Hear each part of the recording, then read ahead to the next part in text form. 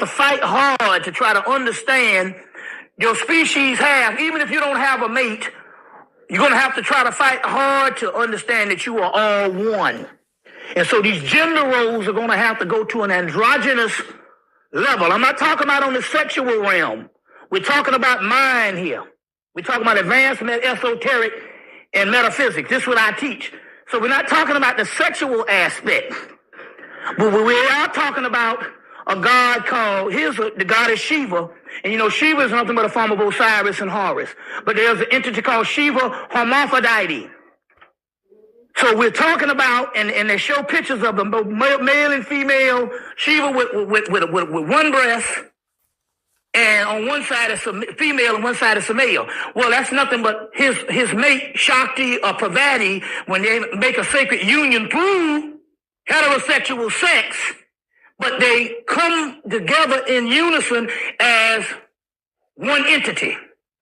So you're going to have to, in order for you to become whole, you're going to have to take, if you're a male, you're going to have to take search for your female counterpart within you.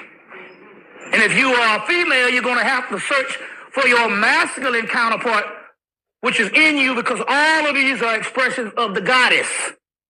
Individually, we have to, within ourselves, come into balance with our masculine side and our feminine side. We have to come into balance, on an individual basis. And then the next level is to come into partnership with someone who has also come into balance with their masculine and their feminine side, you see. And when you connect up, with that other person, what you've created is a double cycle of balance, you see. And then you're operating in a collective, and that's when you're coming into the highest level of that double cycle of balance. And, that's when you start creating power. That's when you create energy, when you do a double cycle of balance, you see. See, I always say that the men are the external warriors, but the internal nurturers.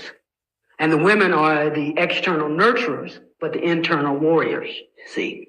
So we have it in us, to do that, you see. We have it in us to come into balance. And then as we come into balance with what we call our twin souls.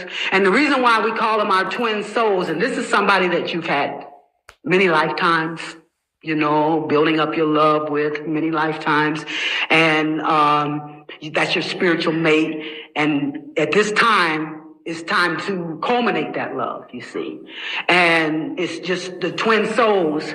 And the reason they call them twin souls is because they have to come together in equal measure, you see, in equal strength, and that's how they come into harmony and in a balance, you see. So these twin souls coming together, individually or overall represents the fulfillment, you see.